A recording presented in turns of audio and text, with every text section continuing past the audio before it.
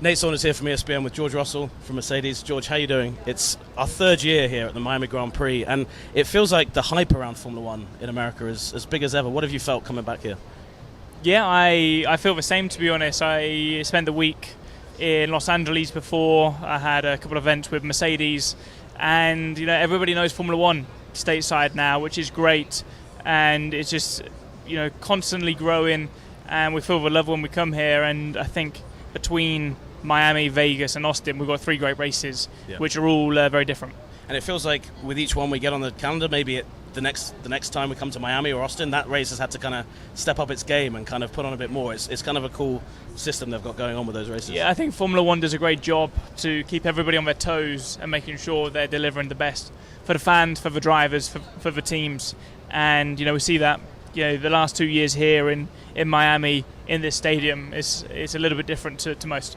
It's your third year now with Mercedes. And I don't know if you know, in the NFL, they always say the third year for any player at a team is kind of key for a step up. It's a very tenuous link, but I was just going to use it to ask you, does this feel like a step up this season, or does it feel like you've kind of progressed from year 1 and 2? Because the results this year have been really consistent, and noticeably it seems like you found a really good level early on.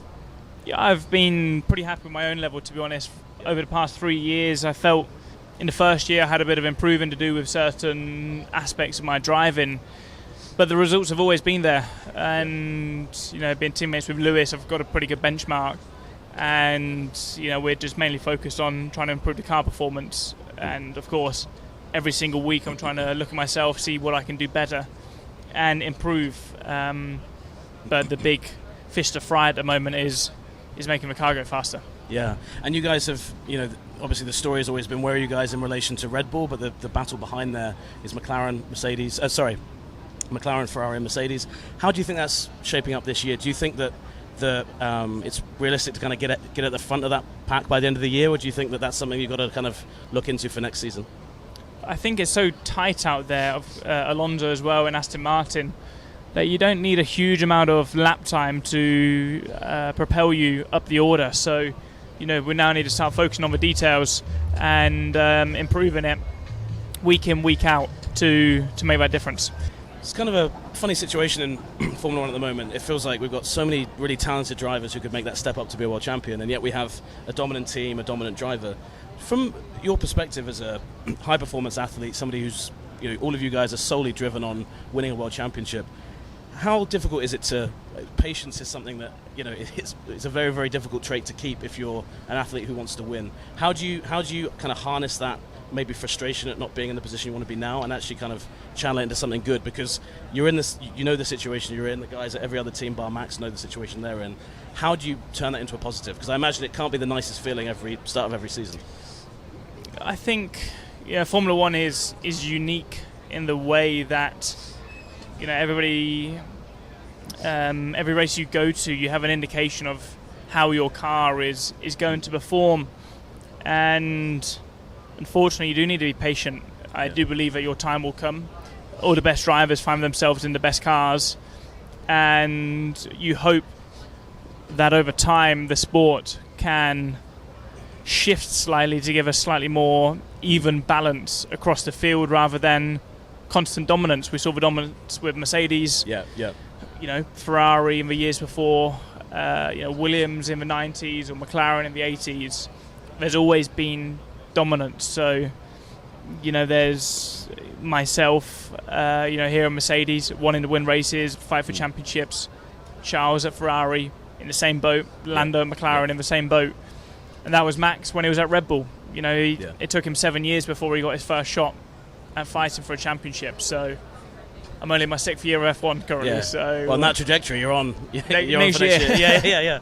When you see Max doing what he's doing, I mean, there must be a tinge of jealousy there, but you must think as well, in that situation, I would 100%, I could do that, and I would be, I'd be the guy that people would be saying the same thing to everybody else. Like, 100%. George is winning all the time. Yeah, 100%. It's mixed feelings because that brings a bit of frustration because I know, there's probably 10 drivers on this grid who would jump in that car.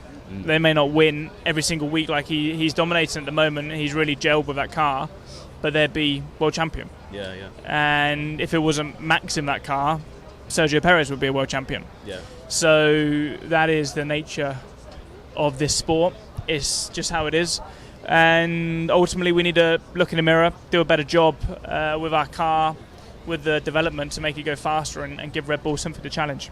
You got here just after the Mercedes dominance ended. It was pretty, for your perspective, pretty bad timing, but that experience in the team that is there from those guys that were part of the winning project, and there's a lot of guys who have joined after that. What's that mix like? Because I imagine you've got some good experience with people that have won, and then guys like yourself who are like, well, I never experienced that and I want to win. It must 100%. Be quite a nice mix in the team. To be honest, we've got a really good balance between the engineers and designers who have been here for 20 odd years, who have gone through that success but have gone through the pain of these couple of years of disappointment and are so hungry to achieve that victory again.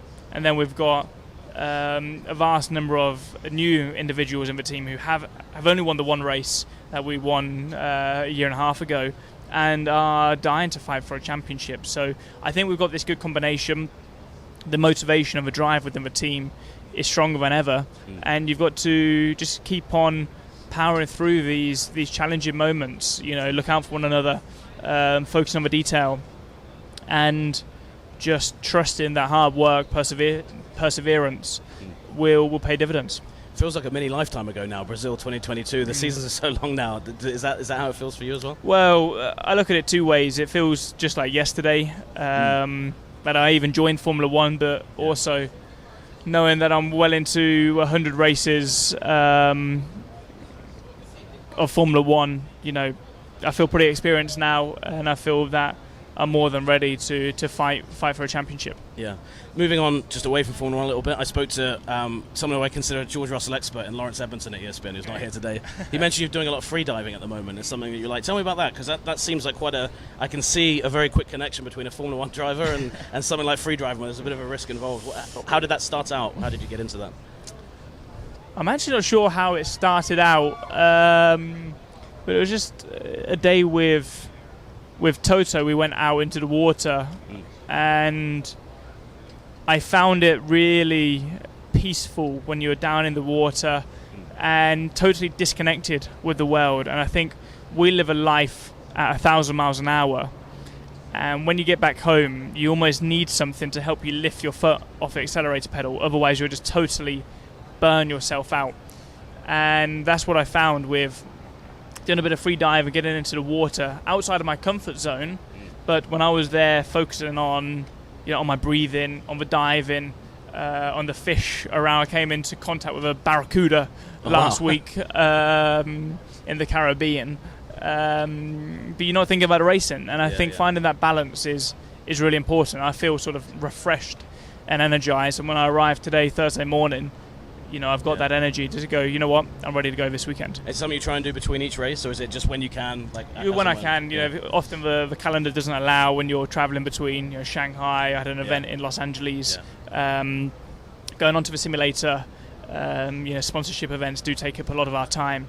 But whenever I get that opportunity, I try and take it in. And as I said, it's important to find balance in life. And I feel that it's not only about balance, but it brings me more performance if I can sort of recuperate, re-energize myself, and come back to the next race stronger. My next question was going to be, what did Toto think of you doing it? But it sounds like he was the one who got you into it. So I was the one who had to tell him to calm down, because I thought he was, he kept just trying to go, kept on going down further and further, and he would be coming up, gasping for air. I think it proved to me when I went with him, his competitive spirit. If I went one depth, he wanted to go further, and we both wanted to beat one another, and he was just pushing himself so much, and that's the same as where he's at now with the team. We can't accept the performances we're showing at the moment, but we've got to just keep on pushing ourselves through these difficult times. We know we've got an amazing opportunity in 2026. It sounds like a long time away, but in the world of Formula One, it's tomorrow. Car development will start soon. The engine development's been ongoing for God knows how long now, the fuel development. And we've got to make sure we're at the right end of that. I think Toto let Lewis do skydiving as well, so clearly he's got something in it about letting his drivers do stuff. Just last one on Lewis and Toto. Obviously, we make a big deal about, Lewis is going on next year to Ferrari. We always talk about team leader this, at different teams. Is that as real to you as it seems on the outside, the kind of the challenge of stepping up and filling that role? Because you mentioned earlier how good the benchmark of Lewis is. stepping into that role and kind of being the experienced leader of the team must be a really exciting challenge, but it comes with a lot of expectations and a lot of things you've got to do as well, right? There's no expectations or pressure by the fact Lewis leaves. When I walk into the garage and I put my helmet on and I jump in that race car, it doesn't matter who's in the car alongside me. I'm there working with my team, trying to drive as fast as possible and get the best result possible. So, I'm driven, I'm focused, and what comes with that is almost a secondary effect. So, my mentality will be exactly the same next year, whether I've got an experienced world champion teammate or a rookie teammate. Yeah, nice one, George. Thanks so much. Cheers. Cheers.